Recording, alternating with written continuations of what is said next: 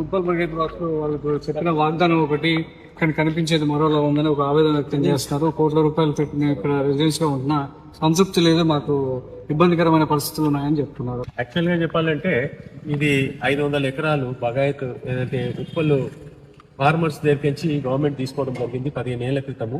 వాళ్ళన్నీ కూడా చేపిస్తా అని చెప్పడం జరిగింది. కొన్ని చేసేందుకు కొన్ని చేయలేదు. అసలు మామూలుగా అయితే ఎంఎంసీ వాళ్ళు కానీ హెచ్ఎండిఏ వాళ్ళు కానీ వీళ్ళు మాది కాదంటారు, వాళ్ళు మాది కాదంటారు. కాబట్టి వాళ్ళందరినీ కూడా మండే రోజు మీటింగ్ పెట్టి వాళ్ళందరూ టైం తీసుకొని హెచ్ఎండిఏ కమిషనర్ దగ్గర అట్లా ఎంఎంసీ కమిషనర్ దగ్గర తీసుకొని వీళ్ళందరినీ కూడా బగాయతోళ్ళందరినీ కూడా తీసుకెళ్లి మాట్లాడిపోయడం జరుగుతుంది.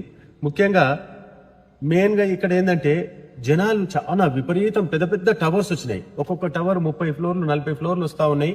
కానీ వీళ్ళకు ఎమ్యూనిటీస్ లేవు, పార్క్స్ లేవు, డ్రింకింగ్ వాటర్ అన్ని ప్రాబ్లమ్స్ ఉన్నాయి. ఒక్కొక్కటి ఏమైతుందంటే చుట్టుపక్కల లాస్ట్ 25-30 ఇయర్స్ కింద డ్రైనేజ్ పైపులు వేసినాయి. ఈ రోజు దాకా కూడా అవే ఉన్నాయి. కాబట్టి ఆ డ్రైనేజ్లు అన్ని పొంగి మొత్తం రోడ్డు మీద వస్తా ఉన్నాయి. వీళ్ళు మంచి ఏరియాలో కన్స్ట్రక్షన్ చేసుకున్నా ఆ నీళ్లు వచ్చి ఇక్కడ అంతా స్పాయిల్ అవుతా ఉన్నాయి. అందుగురించనే మేము వాటర్ వర్క్స్ ఎండి అశోక్ రెడ్డి గారిని కూడా కలవడం జరిగింది. అన్ని స్టెప్ బై స్టెప్ తీసుకొని పోతా ఉన్నాం. బగాయత్ విషయంలో మాత్రం సీఎం గారిని నేనే పర్సనల్ ఒక 3-4 సార్లు కలవడం జరిగింది.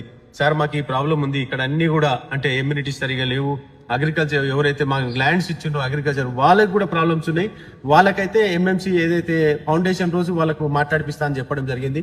మెయిన్ గా అంటే ఊరు వాళ్ళందరికీ. దాని తర్వాత మా దగ్గర 4 చెరువులు అంటే ఇప్పుడు ఒకటేమో ఉప్పల్ చెరువు, ఒకటి నల్ల చెరువు, అలాగనే రామంతపూర్ మెయిన్ రోడ్ మీద ఒక చెరువు, అలాగనే హెచ్ఎంటి చెరువు, అలాగనే పోతే ఇంకోటి కాప్రా లేక్, ఇవన్నీ కూడా శాంక్షన్ ఇవ్వడం జరిగింది. నేను సీఎం గారు రిక్వెస్ట్ చేయడం జరిగింది, ఆయన ఇవ్వడం జరిగింది.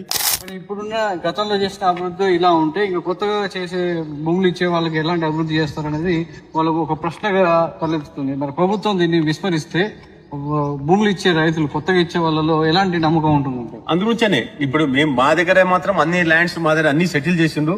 కాకపోతే వాళ్ళు కమర్షియల్ రెసిడెన్షియల్ కింద ప్రాబ్లం ఉంది. ఉప్పల్లో ఎవరైతే రైతులు ఉన్నారో ఆ రైతుల ప్రాబ్లమ్స్ కూడా తీసుకెళ్తాం సీఎం దగ్గరికి, అవి కూడా తీసుకెళ్లి చేపిస్తాను. అలాగనే మేజర్ గా హెచ్ఎండి వాళ్ళే మేజర్ గా రోడ్స్ తీసుకున్నారు వాళ్ళు, కానీ పని స్టార్ట్ చేయడం లేదు. దాని గురించి కూడా డెఫినెట్ గా పోయి అడిగి వాళ్ళకి ఏమేమి ఉన్నాయో.